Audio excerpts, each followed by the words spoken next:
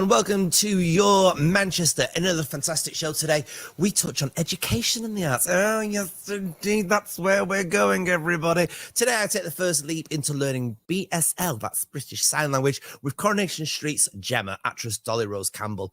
Also on today's show, we are joined by world-famous celloist and brother of Sir Andrew Lloyd Webber, Julian Lloyd Webber, as he continues his quest to bring music back to the schools and back to the youngsters. And if that's not enough, finally, tonight, we will be talking to former EastEnders star Cheryl Fergison, who's joining us before embarking upon her appearance as Fairy Godmother over at the Stockport Plaza. We've got it all for you. This is how today looks.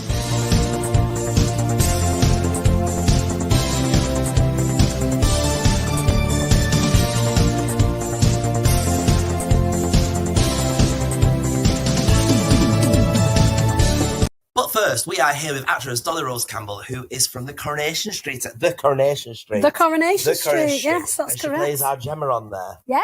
Gemma, what's the surname of Gemma Winter. She's not married our Chesney yet, then? Well, she's not married Chesney, no, they are engaged. Right. So he proposed to her in the Land of No episode. You ended up with some kids? Yes, And 4. 4 of them. I mean, that must be a logistical nightmare when you're filming. Oh, it is, yeah. Because they just like run off the set straight through the wall into what would be next door's house. Of course, one of these kids is not Is good deaf. with the ears. Yeah, Aled, yeah. So we can still use the word deaf, because there's new words for everything, isn't there, these days? Yeah, it's fine to say deaf. Yeah. There's some people deaf, some people hard of hearing. Yeah. There's a whole spectrum of deafness. Some people are born deaf. Some people have hearing when they're born, but then they go deaf later. Yeah. Is it just one child actor that's playing this role constantly then, or is there... Yeah, so we just have one actor that plays Aled, Yeah. a little boy called Joseph, and he's deaf. He was born deaf, and he has cochlear implants. So I've been wanting to learn sign language for so many, many years. I did a little bit when I was in Scouts, or as we'll call it for this programme, Brownies. And so I learned that the vowels were A, E, I, O, U. Yeah. And I got a badge for learning that. And that's as far as I got with it. Oh, okay. So I really think it's one of the most important languages that isn't taught. People go ahead and they spend months and years learning Spanish and French. But actually, if you're here in the UK, the only other language apart from English is, of course, sign language. I have absolutely loved learning it. So I feel very lucky that I got the storyline to have the deaf child, because from that, I've been able to learn sign language. And through that, I've met a whole community of people. Yeah, and I'm on level 2 now. So I did my level 1, passed that. And how many levels is there? There's 6 levels. 6 levels. Yeah. So, and then there's interpreter after that. There's a guy that always comes down to some of my shows. And I don't know if I feel sorry for him or I feel blessed that he can't actually hear my shows. Okay. Because if you've seen them, you'll understand what I'm talking about. But I want to be able to say thank you for watching my shows. Okay. And I'd like you to be able to teach me that. Yeah, I can show you that. Yeah, okay. So it's thank you. Thank you. So it's the same sign for please as well. So please and thank you Please and thank are the you. same, but it goes off your lip pattern. So deaf people, they watch the signs and then they also interpret the lip pattern as well. Wow. So it's like lip reading. Yeah.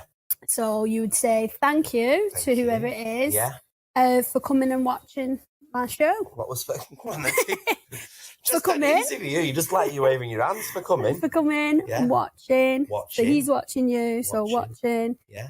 And then performance. This is the one I use for performance. Like that? So yeah, yeah, performance. It's actually quite therapeutic. Yeah. It's like a bit of a hand massage. So that's what I do. Lots of people think that deafness might run in families, but that's not the case.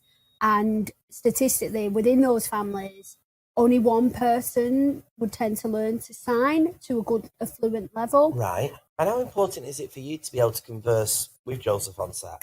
Well, for me, the thing about Coronation Street is you have the opportunity to tell a story over a long time. So it wasn't like essential for us to be fluent in sign language straight away, because we can show the process of the family learning and learning to adapt to having a deaf child. Emma comes across perhaps as not as the most brightest of buttons as a character, and yet She's now taking on 4 children. Yep. And a ginger fiance. Yes. And one of the children's and there. the mother. And the mother. The mother, yes. The Who's mother. got a doppelganger at the moment. Yeah. I mean, it's all, you're getting It's all challenged a lot, gone. aren't you? Yeah. Like I said, I just feel really lucky that I was the one to get the storyline. Yeah. Of having a deaf child, and that's opened up this whole world of BSL to me, which I never would have even known about before. Didn't know anything about like Deaf Club. Didn't know there was TV content made for deaf people by deaf people. Didn't know any of that. All that is stuff that I've learned through learning sign language. And a lot of actors, I suppose, if they were given time off, they'd just chill out, wouldn't they? But not you.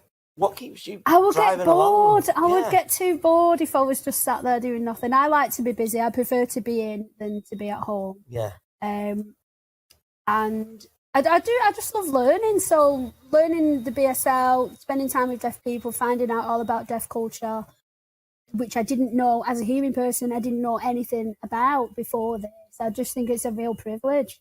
Right, come on then, let's try this then. You're watching Your Manchester. So you're watching. Hold on, I've got to learn So this. you watching. Your. It's like that. Right, what? Like that? Yeah. Your. No, I did it wrong then. Oh. Your. And then Manchester. Yeah. How would you shorten Manchester if you would say sending it me on a text message? MCR. So it's M. Yes. M. C. R. So it's M, 3 fingers, so like the 3 legs on the M. Yeah. C. R. Okay. You're watching your Manchester. Yay! Oh, yeah, and then that's the deaf clapping. Yeah, Dolly-Rose Campbell, thank you so much for your time today. Thank you. There we are. There we go. Let's see what's on next.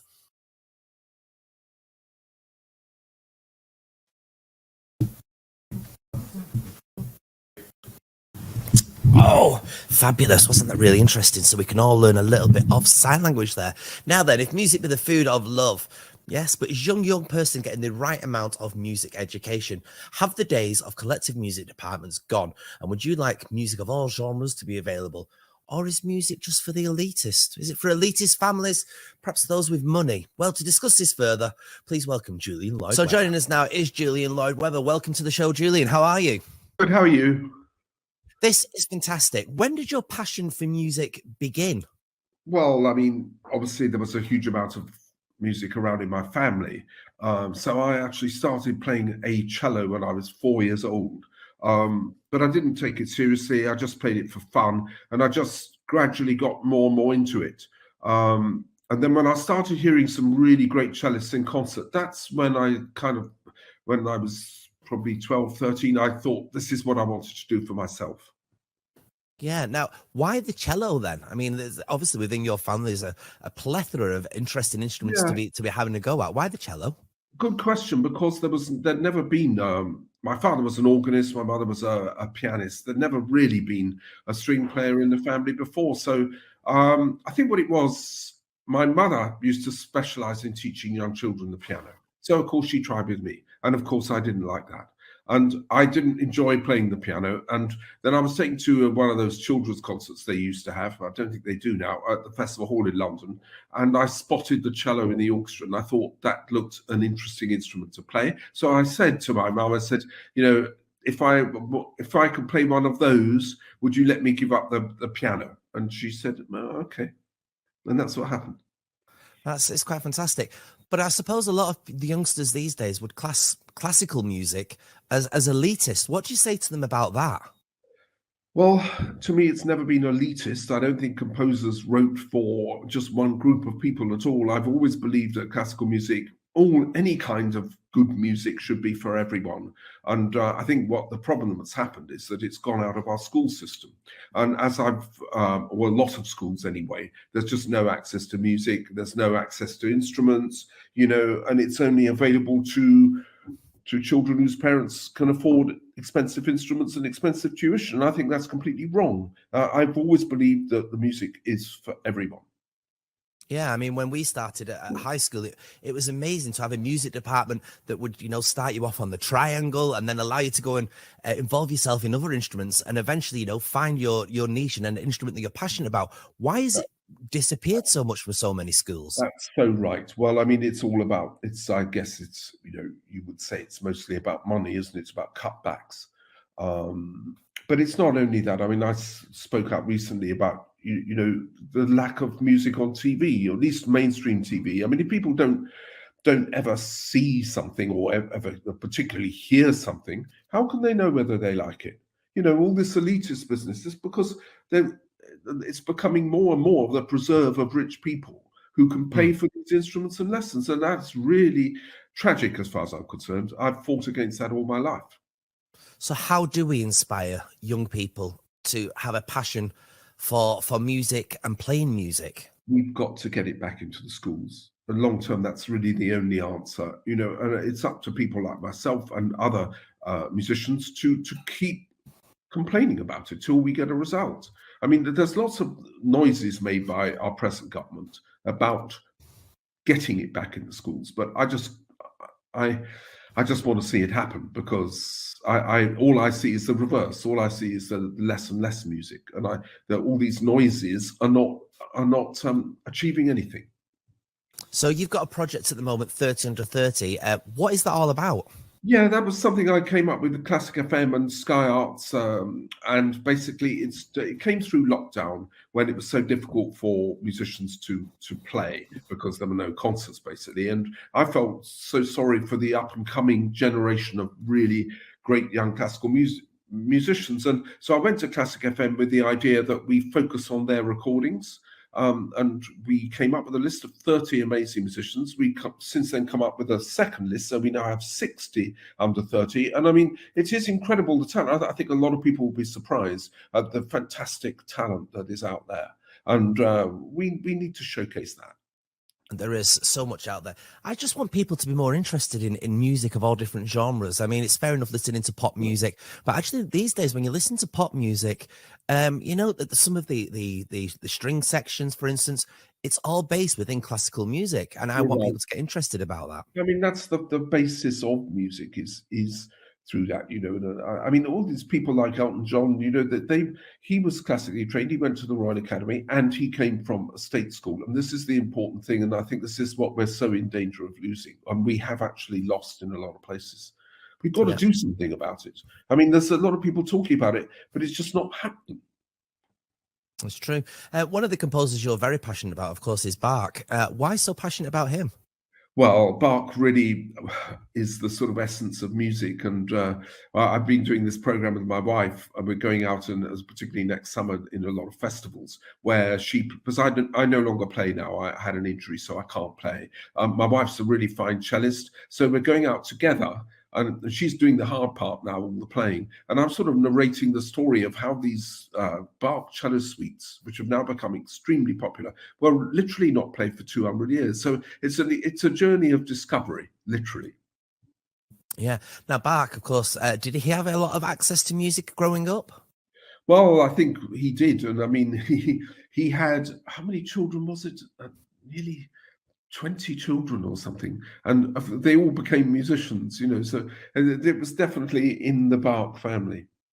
Just before we do let you go, Julian, theatre having a bit of rough time at the moment, had a rough time for a few years. Yeah. Do you think we'll ever get back to the heydays of the glamorous world of theatre and indeed classical concert music? I think there will always be a place for those art forms. People will always want to see a great concert, always want to go to see a great play or musical. But I think people are going to be very, very choosy about. It was a great violinist, Isaac Stern, said, if people are not going to your concert, nothing's going to stop them. And I think that is funny but true. I think people are going to be very choosy about what they go to. It's got to be exactly right. If you're doing a symphony concert, you've got to have the right conductor, the right music, and the right soloist. People are going to be more and more picky about what they go to. But these things will always exist. I'm convinced of that. Excellent. Julian, thank you so much for your time today. An absolute pleasure speaking to you. Thank you. Thanks. How amazing was that, everybody? Absolutely fantastic. Well, there is lots of shows coming, and of course, this is the season for Pantomime. One lady is about to appear in Stockport Plaza's very special one, everybody. Oh, yes, indeed. And joining us now is the one and only Cheryl Fergison. Welcome to the show, Cheryl. How are you? I'm very well, thank you. How are you all? Very good indeed. Are you in preparation and in readiness for this fabulous panto season? I really am, yeah. I've been learning my lines, learning my songs, getting ready to wow the crowds at Stockport and neighbouring towns and cities. So it's going to be, I think it's going to be a good fun. I'm really, really looking forward to doing it. Putting on my little fairy gown and waving my magic wand this Christmas. It's going to be very exciting. You're going to be our fabulous fairy godmother in Stockport in one of the most beautiful venues that I think we have in Manchester. Are you excited to be part of the Stockport Plaza? I love Stockport Plaza. I mean, not only is it just a beautiful theatre, but it's also got a tea room upstairs. So basically, you can go upstairs, have your sandwich, have a cup of tea, have a bun. It's lovely. I mean, it's just, what is not to love about going there? Having your dinner and going and entertaining the crowds. I mean, it's just going to be fun, and people love it there. It's always full of sort of, it's a place to make memories. That's what panto and things are about. It's like, go and make memories. Go with your friends, your family, your loved ones. Just go and make memories, have fun, and have those times and remember that. Are you getting to have a go on the organ, Cheryl? Well, I like to have a go on an organ, I can't deny, but I do love, I probably won't be able to have a go at their organ. It's very big and it comes up from the ground. So I might obviously not entertain the crowds with it, but I might ask the organ master if I can have a little go of his organ at some point. You never know, they might let me. What's so special for you about being part of Cinderella? Well, you get to play magical, you get to be able to wave the wand. And even if, it's been a rubbish couple of years, isn't it? Let's face it. And now we're kind of looking forward to having, a bit of a nicer time and a bit more, the weather's cold. We need to huddle together and sort of keep warm and do all of that. So I'm looking forward to sort of watching the little ones having a great time, enjoying themselves, and just letting the parents let their kids have a bit of a sugar rush and go mad around the theatre. Really, it's quite fun to see that there are no real rules. There are rules in panto, but there are no real rules. There are children running up and down the aisle. They're just running up. They're going mad. Some of them want to be Cinderella. Some of them want to just boo at the baddie. It's very interesting. It's a fun time. It is quite magical. So what dates can we catch this wonderful show then? Well, it's from the 8th of December to the 8th of January, so you can come along. There's a couple of shows a day. There is a website, as you know, just come along. Do you know what? Come along, have some fun, enjoy yourself, and put a couple of hours away and just have fun and make memories with your family. And there's some beautiful songs in it. There's some magic that happens in it. Beautiful costumes, beautiful scenery in a most wonderful, wonderful theatre. So thank you, Stockport, for having me. Next year, let's make it Manchester. Let's do Manchester next year. Let's get that going. Definitely, absolutely. Well, we're looking forward to seeing you be our fabulous fairy godmother over at the Stockport Plaza. Everybody, check it out. Cheryl Fergison, thank you very much for today, though. Thank you. I mean, how fantastic is that, everybody? So there's a wonderful show coming to Stockport Plaza. You've all got to check this one out. I went to the press night of it a few weeks ago, and it is extremely, extremely camp. Well, that's it for today's show, everybody. But don't forget, on Sunday's show, we are going to be visiting Lightopia. Oh, yes, it's fantastic. We're all going to be speaking about diabetes with the winner of Britain's Got Talent. That is Mr. Tom Ball. And, of course, there is a brand new musical coming to the Lowry over this festive period, and that is called Claws. And we'll be speaking to two of its actors, the wonderful Corrie Priest and Chris Draper. Till then, though, thanks to each and every one of you for watching this week's episode of Your Manchester.